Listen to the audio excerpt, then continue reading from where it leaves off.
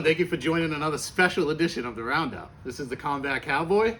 And I'm the full contact writer, Travis Lazat. And even without a UFC card going on this weekend, there's still a lot to talk about. We got a bunch of things to get into, so let's dive right into it. Yeah, I'm going to start with Don Shainis. We got some big news earlier this week, that Shainis is being called up to the UFC. And we've been expecting this for a long time from Don. And it's nice that he's finally got a name, he's finally got an opponent. He's making his UFC debut October 1st at UFC Fight Night, Dern versus Zonin Yan. And that will be at the Ufc Apex in Las Vegas, Nevada. Awesome. So Don Shainis will be fighting Super Sequid Youssef. 12-2. He's a beast. Featherweight bout. He is a beast, man. But Shainis is a beast too. Shainis has won his last 5, including capturing the FAC lightweight title and the Cage Titans featherweight title. So he's got belts in 2 promotions at 2 different weight classes. So he comes in here, winner of 5 straight. We've been waiting for this call for a long time. We've known Don is so close. And we thought he was close before his FAC title win. He fought Cody Pfister, former UFC guy, knocked him out in the first round. Nice. Super impressive. And then he went out and captured the featherweight title back here at home for Cage Titans against Bryce Mitchell. And really put a stamp on it. Youssef, though, he's no joke. He's 5-1 since joining the UFC, and his only loss is to Arnold Allen, who's an absolute beast, and we're going to talk about him a little bit later in the show because he's got some fight news coming up against one of our New England guys. Yeah. And then Youssef, a little bit on him. His last 2 wins came against Alex Caceres and Andre Fili. Both of them by decision, but those are 2 real gritty veterans to hang around in there with. So this is going to be a tough one for Shainis, but I think he's gonna have to do the Don Shainis thing, close the distance, take him down, and beat him down on the ground. Nice. Did you have a prop for Shainis? Oh yeah. Where did that go? I did have a prop for Shainis. I wasn't sure if I was going to bring it out now or later on in the show. But Shameless Nation, congratulations, Don. That's awesome. Yeah. That's awesome. Yeah, we're excited to see a local make it. New England MMA has definitely been taken off, and excited to see another person get the call up to UFC. Yeah. So good luck, Don. Well, that's not going to be the only thing happening that night, though. So it's kind of cool. We got another New England connection on the same card. We got Randy the Zohan Costa, and he is fighting Guido Ninja Canetti. Canetti's a 42-year-old gritty guy, probably best known in our area for his decision victory over Chris Mutino his last time out. Costa's currently 2-3 of the UFC. He's on a personal 2-fight losing skid. This is a great matchup for Costa. He should be able to go out and really perform against this guy. I'm just super excited that we're going to have 2 guys on the same night, October 1st, UFC Fight Night at the Ufc Apex. It's pretty cool, something to look forward to. Nice. Excited for that too. Also tonight, actually, we have some interesting news about the Dana White Contender Series. Tonight, there's going to be a 17-year-old on the card. Yeah. I don't think I've ever seen that on there. Maybe I remember there was a young one. Yeah, there was an 18-year-old. I think this has got to be the first person under the age of 18 that's made it. How do you even get paperwork to fight at 17? In the pros like that. I don't know. There's a lot of strange stuff going on south of the border down there in Mexico. The 17-year-old, his name is, and I'm going to butcher this, so forgive me, but it is Raul Rosas? Yes. Rojas Jr.? His nickname is El Nino Problema, which is awesome. Probably one of the best nicknames ever. Yeah. Right now, he's 5-0, and it looks like pretty much every single one of his victories have come by a finish. He's never seen past 2 minutes and 30 seconds as a pro. So, a lot of hype around this kid. He's only 17, so. Yeah, they talked about it on some of the previous Contender Series that this kid's an absolute beast. He wouldn't be here if he wasn't supposed to be here. And we talked about this earlier, but he must be super disciplined for his age to be at the level he's at. But I will attest to the fact that I know his opponent, Mando Gutierrez, and Mando has fought for the Lights Out promotion out of Michigan, to which I am a friend, acquaintance of their matchmaker and owner, Matt Frendo, and he tried to get Mondo matched up with one of our full contact fighters at one point to fight as a main event for their Lights Out series up there in Michigan. So I'm a little bit familiar with him. Nice. And this is not going to be an easy day at the gym for Raul Rosas. Mondo's a beast. We looked at some fight tape about Mondo. He's fought a couple times in LFA too. Some substantial promotions. Mondo's a beast, and this could be a really good fight. Yeah, I'm actually looking at his record, and it looks like pretty much every single one of his fights, except one, have been finished as well. Yeah. So 2 finishers. I do not think this fight is going to go to decision. No, I mean these guys are going to go out to knock each other's block off. That's what I mean. And that's the thing. That's what Dana tells us every week. You got to go out there and you got to not only get the win, but do it in impressive fashion. And these are 2 guys who have that impressive fight-ending ability. So yeah, 100%. I got this one circled for sure. So 17-year-old dude, like 17. It's insane to think he could be at the cusp of a UFC career at 17 years old. The discipline you need for that is insane. When I was 17, I did not have that discipline. No, I can't say that I did. I didn't even want to go show up to football practice. Yeah. So. Never mind UFC fight. Right. Good luck to both of them. I mean, that should be a badass fight. I'm excited for that one. Let's see, what else we got to talk about here? Well, we got a little bit more New England MMA news, right? We spoke earlier before we came on about Parker Porter. Porter is one of our Connecticut guys. Trained with Matt Bessette and all those guys out of Ascension in the Connecticut area, and made it to the UFC. Has done well in the UFC, and was supposed to be fighting on the Abu Dhabi card. Yeah, which is massive. That's going to be Charles Oliveira versus Islam Makhachev. Yeah. Probably, for the vacant 155 title. Yep. Which, is definitely going to be one of the biggest pay-per-views of the year. And Parker Porter had a chance to fight on it. I guess his original opponent actually dropped out anyway. Yep. So this second fighter was a fill-in anyway. Yeah. I guess this guy was 5-0. He's exciting. People had a lot of hype around him as well, but I guess there's some contract issues, which we were talking about maybe touching on a little bit today. Yeah, no, I guess we could briefly explain it. It has something to do with management and signing with new management and making your progression to the UFC. And I guess we don't really have to say too much about it, but apparently his former managers got him kind of in a stranglehold about some contract talks that had happened prior to him getting called to the UFC.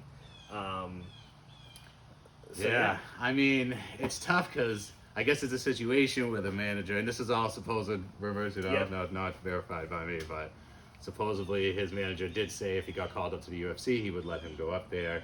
But now he's saying that's not going to happen unless some news source reported that he wanted about $90,000 from Ali or something, who manages everybody. Usman, Justin Gaethje, like he would be an awesome intro into the UFC. Yeah, he's got Cejudo too. Yeah. Like if you're gonna get a manager in the UFC, I mean, he's one of the best. But anyway, like I guess the fighter, I guess that's a big thing where I've never been in that situation. I don't know how common that is, where fighters can't get out of their contracts if they get a UFC call.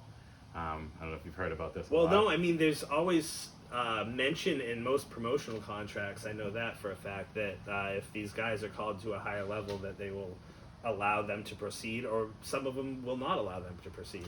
And that's something that's taken care of legally ahead of time. I've just never seen it with a management company where if your guy's progressing, if, I don't know, maybe he's on a 4-fight deal with his management company, he's 3 fights in, and this manager's like, hey, it's even if it is the UFC, it's the biggest fight card of the year, or one of the bigger fight cards of the year, and I want my cut. I know. So all in all, I mean, basically, I guess if you're a fighter looking for a contract, or you have a contract, make sure that it allows you to take that next step in your career if that's what you want. Some people don't want to get up there, So. Yeah, and I mean, it's one of those things where, as a manager or as a fighter, you don't want to handcuff yourself at any point in your career to where you can't progress your career to the next level. And I think that's kind of what this is doing to the guy who was supposed to be fighting Parker Porter. And now we don't have a fight. Parker Porter's, I would say, off the card at this point. I don't know if that's totally confirmed, if they'll try to find him somebody else to fight. But I think he has been officially pulled off. Has he since been? it's the second one. Yeah. Yeah, So I mean, hey, it was a big opportunity for him. I bet it would have been cool to fight over there. I don't know if he has fought over there. I don't know yet, but I mean, it'd be cool to see that. But hey, I mean, good luck to both of them. Hopefully, they both get fights soon, and move on to the next one. You know. absolutely. And all right. Well, speaking of getting fights soon, we got another New England guy to talk about. Big guy in the UFC, Mr. Calvin Kattar, the Boston finisher. Yep. My favorite featherweight, to be honest with you. If anyone's seen my sports card collection, they can attest to the fact that I have a pretty good interest in Calvin Kattar when he's fighting. Calvin, again, he's coming off a loss. He's done it before. He in the UFC, and he's never lost back-to-back contests in the UFC. So he gets a chance at Arnold Allen. Arnold Allen, 16-1 Englishman, with all the ability in the world. This is one of those fights that I actually was thinking about before he fought Josh Emmett and ultimately lost a split decision to Emmett. This is one of the guys that I thought that he would be lined up with in the not-so-distant future. And this is going to be close to a number one contender, eliminator of sorts. They're both right up there. Yeah, they're both right up there. And Arnold's, let's see here. Wow. Arnold's never lost in the UFC. And 1, 2, 3, 4, 5, 6, 7, 8, 9 straight wins in the UFC to start off his UFC career, including the likes of Sequid Youssef, who is fighting Don Shainis. Yeah. Dan Hooker, he beat Gilbert Melendez. Marquand Amarikani. Yeah, I mean, he's got a great record.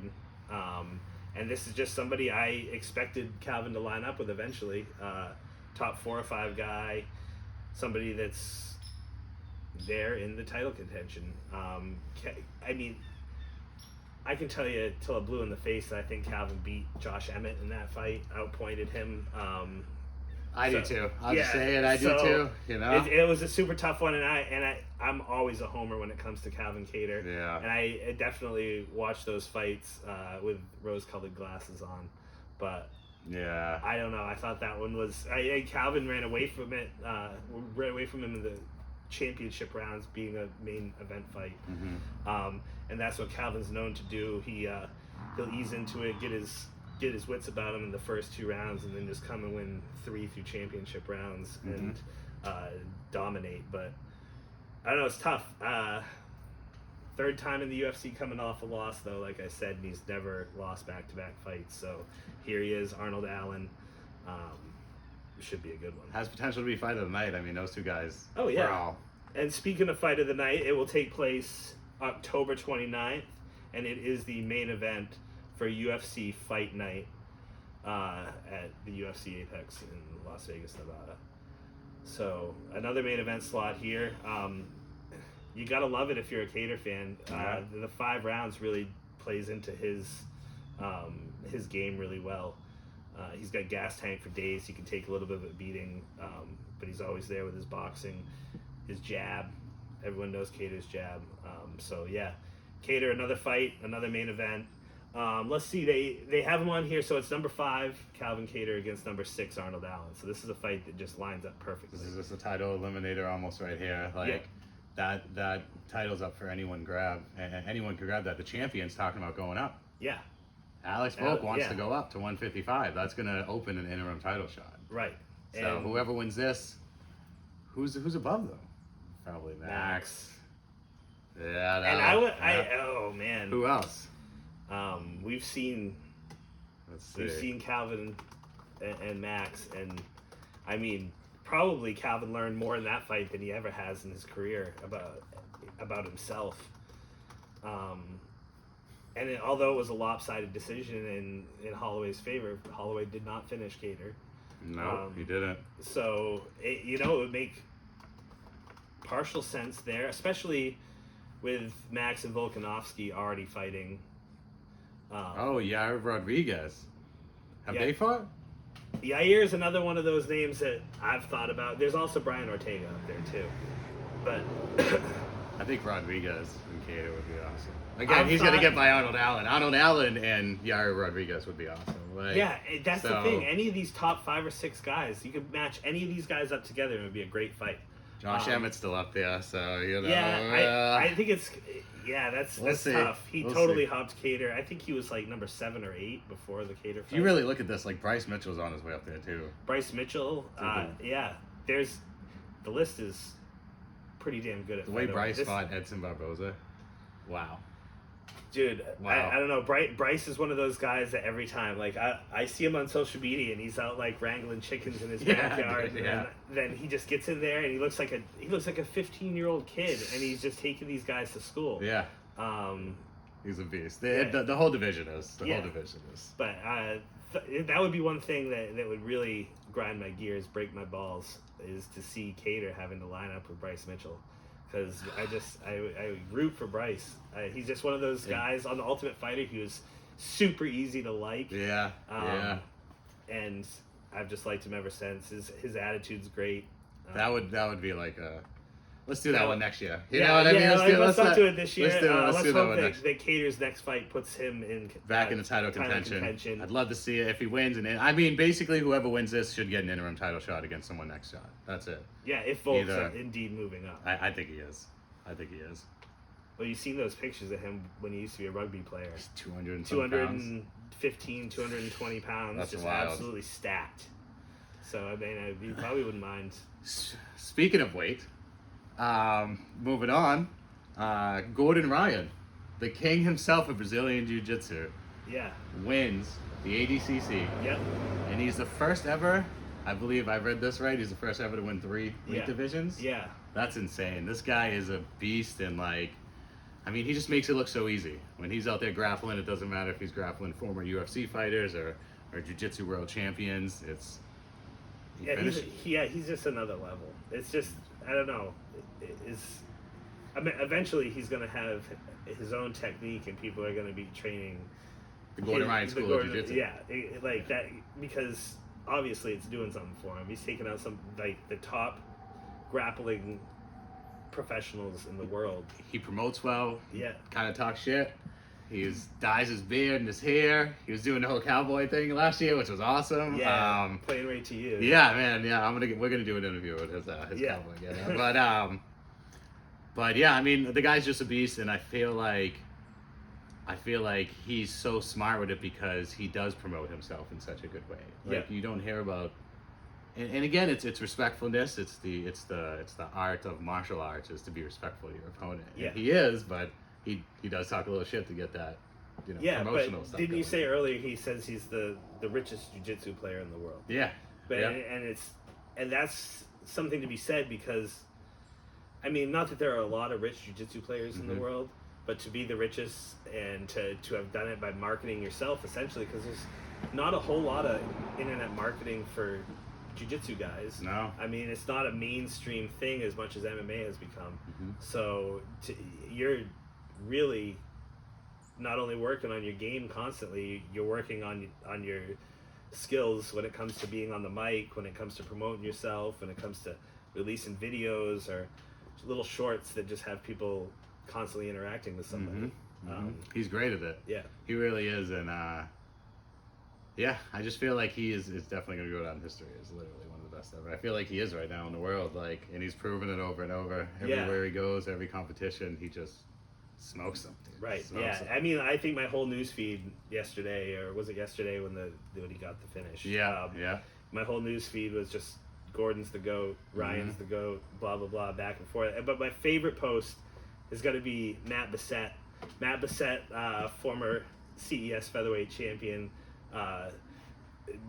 Most highly decorated CES fighter in history, really, in my opinion, if not just proven fact. He posted yesterday that he said that Michael Jordan was the Gordon Ryan of the NBA, and then it worked its way down to where Gordon Ryan was the Matt Bessette of Brazilian Jiu-Jitsu. That's great. So he made a bunch of comparisons, but Matt's always keen on the computer keys, and Matt has something pretty funny to post, and I thought that was hilarious. So shout out to Matt for actually thinking about it, not just saying Gordon's an absolute beast. He thought out a nice response to his ADCC win. That's great. So. That's great. Yeah, I mean, congrats to Gordon Ryan.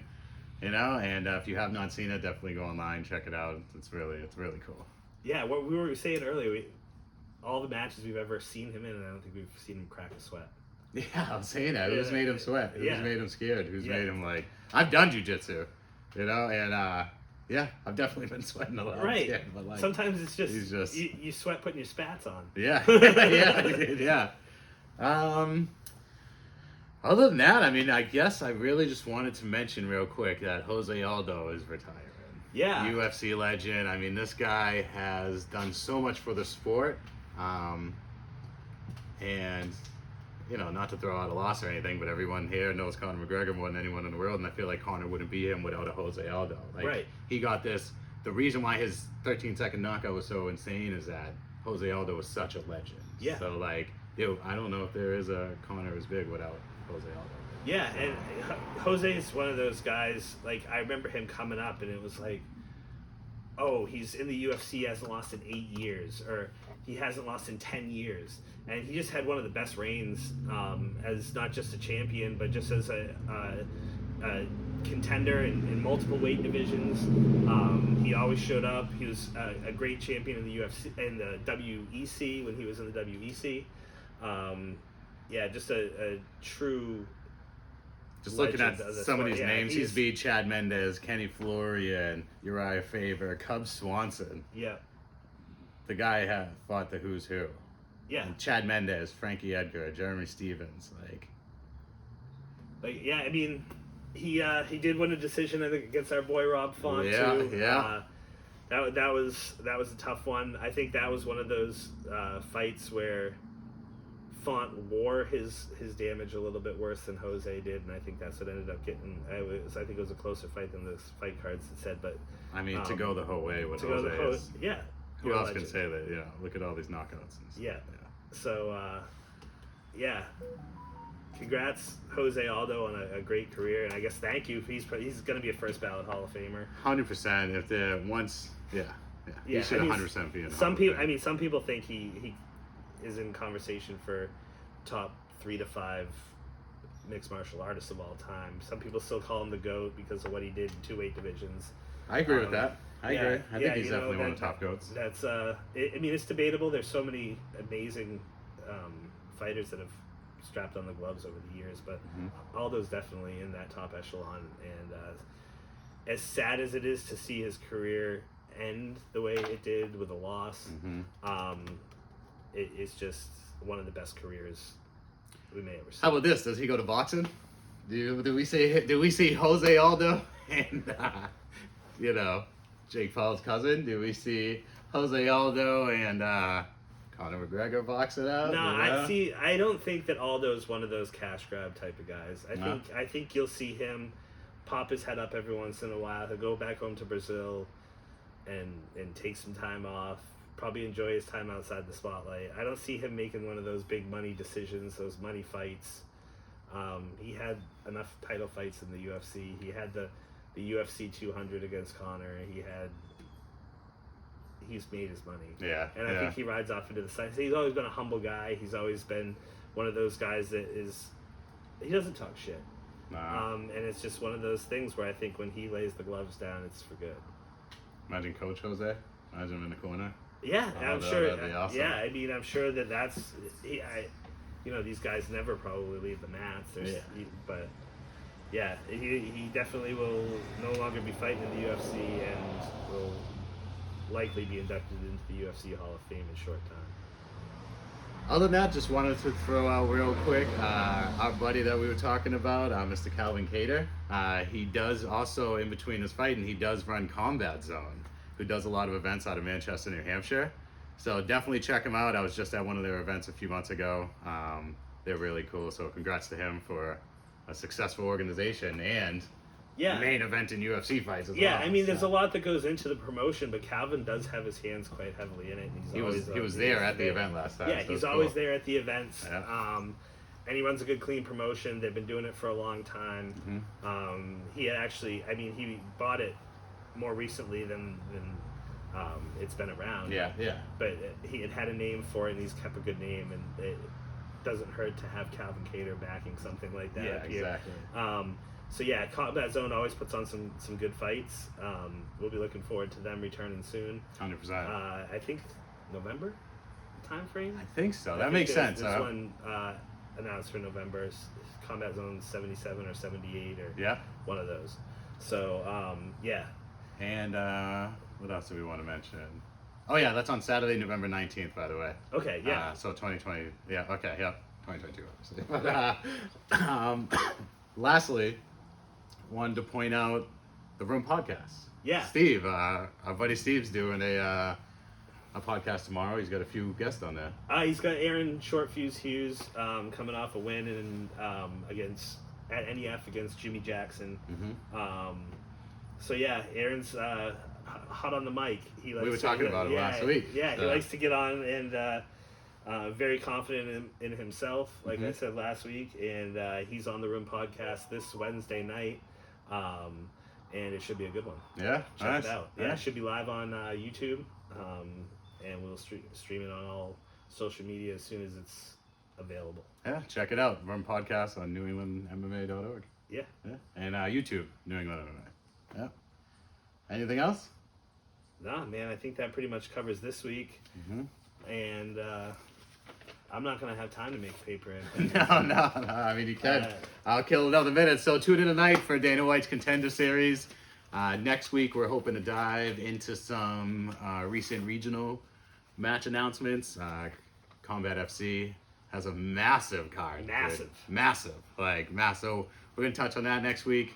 And maybe we can touch on the glove touch next week. I want to talk about the glove touch big time. Yeah, because cool. that played a huge role in the Kamzat Kevin Holland fight. Yeah, everyone said Holland had his arm up for the hit glove, and Hamzat just went in for the shot. Yeah, so we should touch on that a little bit. Okay, yeah, we'll touch on the glove touch. We'll talk about Combat FC.